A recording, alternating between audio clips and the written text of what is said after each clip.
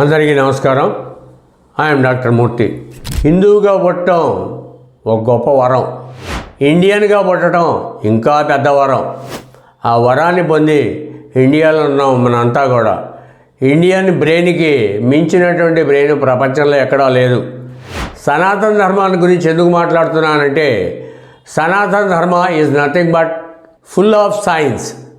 ఇందులో ఏం జరుగుతుంది, మన ఆచార వ్యవహారాలు ఏంటి, ఒక్కొక్క ఆచారం ఉంటుంది, ఒక్కొక్క చోట ఒక్కొక్క పద్ధతి ఉంటుంది. ఎందుకని ఇవన్నీ కూడా మనకి ఎలా తోడ్పడతాయి అనేటువంటిది ఆలోచించాలి. ముఖ్యంగా పప్పు నెయ్యి కాంబినేషన్. పప్పు నెయ్యి ఎందుకు వాడాలో మీకు తెలుసా? చిన్నపిల్లలకి వెండి గిన్నెలో అన్నప్రాసం తర్వాత పప్పు నెయ్యి కలిపి పెడతారు. ఎందుకని? పప్పు నెయ్యి ధారణ శక్తిని పెంచుతుంది.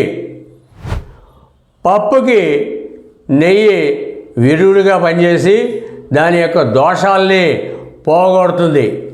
తర్వాత ఏం జరుగుతుంది? పప్పు నెయ్యి వల్ల మన యొక్క తెలివితేటలు అభివృద్ధి చెందుతాయి.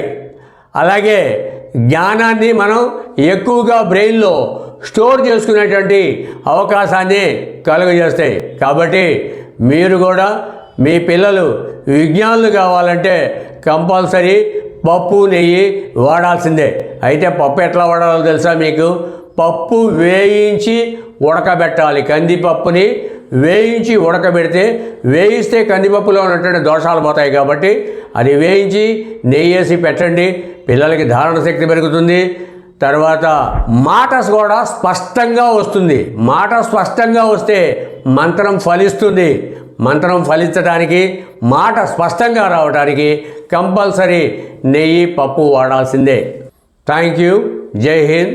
దేశం కోసం బతకండి.